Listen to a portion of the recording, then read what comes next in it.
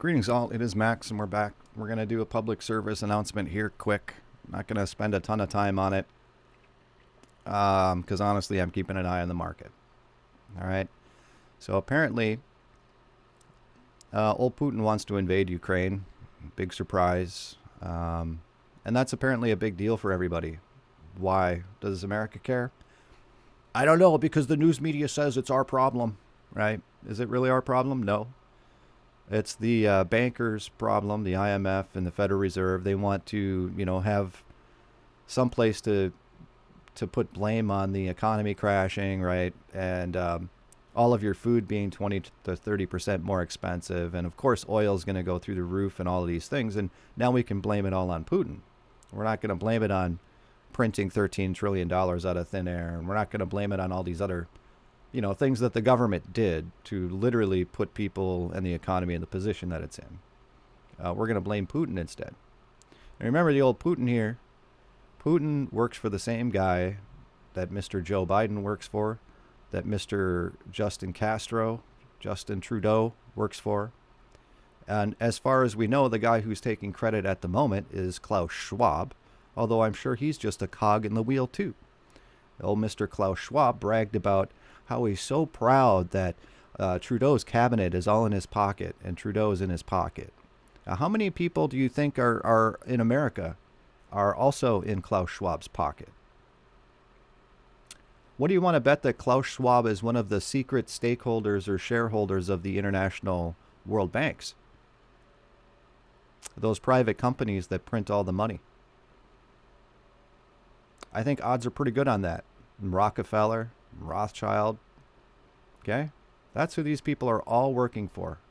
So the idea that this is some kind of major conflict between the United States and Russia, it isn't just silly, it's retarded. Okay? Whether or not, our military or whatever is going to get involved, I'm sure it is, because they need a reason to print more money. They need a reason to get people worked up, and they need to run something else on the nightly news to get people worked up and scared and feeling of hopelessness and all of that. And, and I feel bad for the troops who have to go out there to go deal with this nonsense. But, at this point, after the whole cooties thing, anyone who had any brains shouldn't be in the military. They should have been kicked out, right? You're not taking the jab, so you should have been kicked out. The ones that are there are the good little dogs of war, that the little leg breakers that America can send into all these remote third world countries to go break people's legs and take out Gaddafi and all these places that didn't want anything to do with the world banks, right?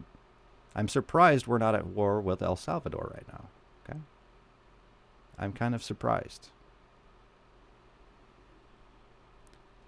So that's what's going on in world news, and as a result, immediately when this broke, I knew something had happened because I happened to be sitting here and watching the Bitcoin price chart, and the Bitcoin price chart over here, right here, we saw it. Pow, went down.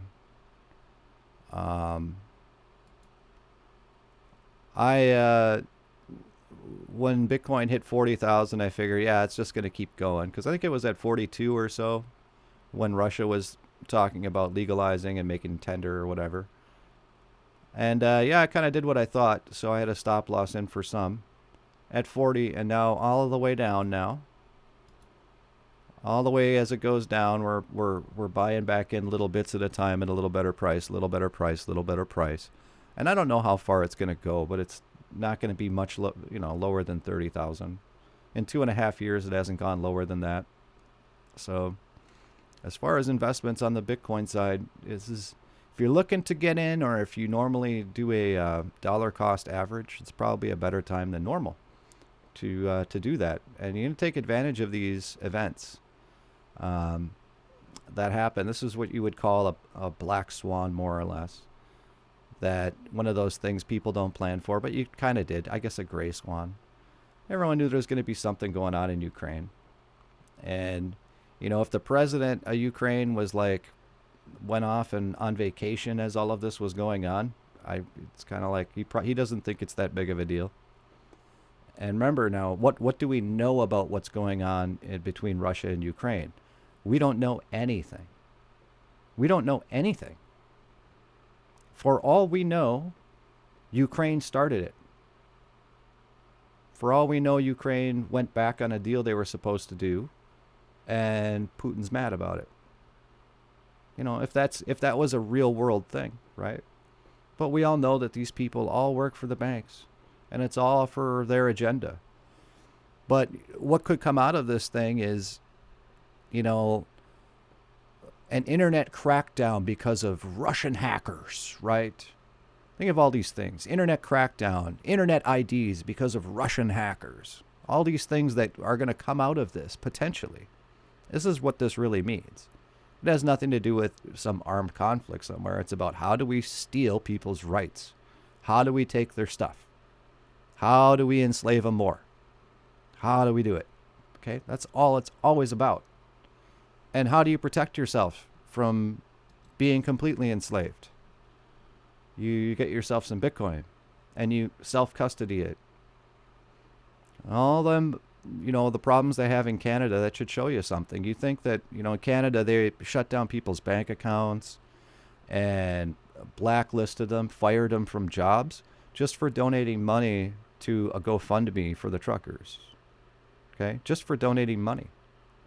Do you think that they can't do that in America? Or anywhere else, right? They can't close down your Bitcoin wallet if you're self-custody. They'd have a heck of a time even closing it down on something like a Coinbase. They would require, in America, they would require some sort of a judge's decision or something. But the banks, nah, they can do whatever they want. They can do whatever they want. So that's what's going on. Like I said, if you're invested in anything, you know, if you're invested in Tesla or oil or whatever it is, if you run your own 401k or your own retirement portfolio, now is the time to buy, because this is how people get rich. Okay, this is how most of the bigwigs made their money, is they invest, they go bankrupt 100 times, and then when a market crashes, there's the great stock market crash of whenever that happened, 1913 or something, whatever it was. They'll go in and they buy up everything for pennies on the dollar, and then they just sit and wait, right? So yeah, you buy your Bitcoin at $35,000, you sit and wait for a year, all right? That's what we do. That's what we do. That's what I do. That's really about all I have on that. Of course, it's like everyone needs to be afraid and all this stuff, and it's going to be World War III, and it's like, why? This is a local dispute between Russia and Ukraine. It has nothing to do with anybody else. But they're going to try and make it everybody else's problem. Because we're a global society. Emphasis on the globe. We're a global society. Yeah. And in other news, talking about El Salvador and Bitcoin, they want to, this is from MSN, of course.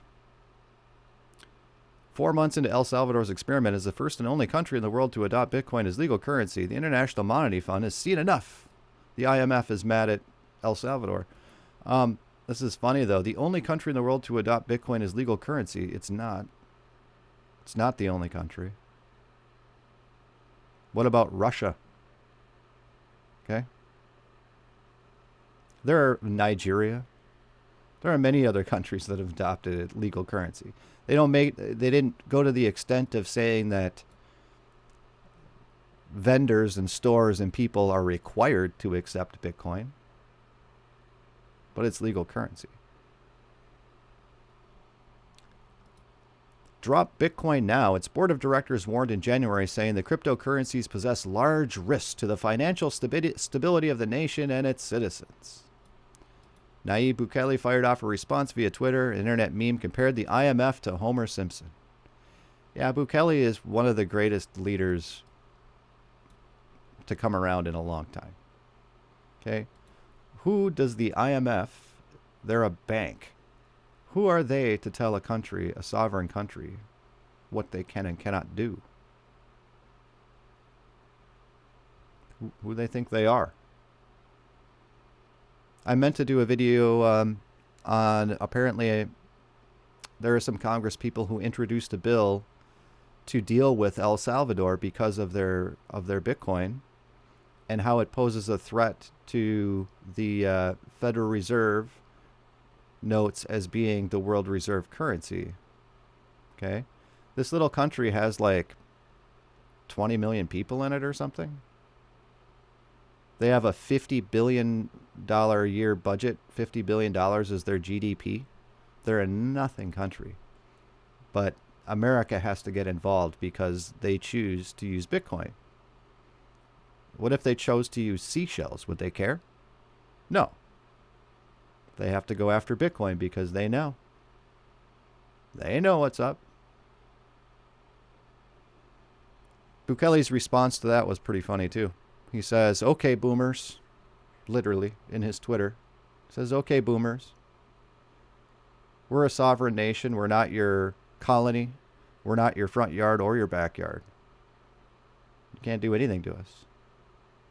That's what he said. This little tiny country going against big old meanie America, who wants to go send the dogs of war to break his legs because the IMF doesn't like he's using Bitcoin. Why is that? Because they can't control it, guys. They can't control it. So as far as investing in something, invest in future. And now is a good time because when people are fearful and there's blood in the streets and everyone's worried about everything, mainly because the news media tells you to be scared. Okay? If people didn't watch the news, no one would even know that cooties existed. If no one watched the news, no one would know. Say, I got a flu. I got a cold. Would you know anything about what's going on between Russia and Ukraine if it wasn't for the news media harping on it nonstop, 24/7? Oh, what's Putin going to do? What's Putin going to do? No. So I guess just keep things in perspective with all of this. I'm sure we'll talk about it more in the future as to what's really going on.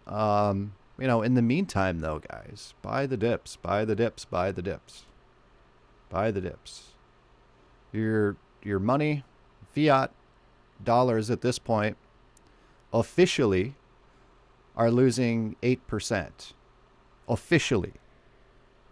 You're losing 8% of your dollars every year right now, officially. Did you get an 8% raise this year? Did you get an 8% raise? Now, as me, a person who changes price tags all day long, okay? The actual number is somewhere between 20 to 30% inflation on real commodities, things that you buy, food, gas is going up, these things, rent is up 30-something%, and houses now, the amount of $1 million homes in the last 3 months has tripled. Meaning that's how much the housing prices have inflated, where the $1 million homes have gone up threefold. Okay. Did you guys get a raise for 20%, 8%, 20%, 30% to cover for all this? No, you didn't. So that's what we have with that. And if you don't, if you don't have a plan or anything to do something and try to preserve your wealth, then it kind of honestly deserves to go away. I don't have a lot, but what I do have, I'm gonna, maybe that's it. The less you have, the more you try and save, or the more you try and well, it's not all about money either, though. It's about freedom. It's about freedom. Freedom from this sort of nonsense and having any control over your life and whatever the IMF and the banks and all this crazy crap. Kind of tired of being a slave at this point, right? So that's what we have. That's what we have. We'll maybe do something tomorrow and see how the markets look tomorrow and see what's going on with old Putin and see what the new hubbub story is that we're supposed to believe, and how Joe Biden's going to kick everybody's butt, right? Something like that. I don't know, guys. With that, we're out of here.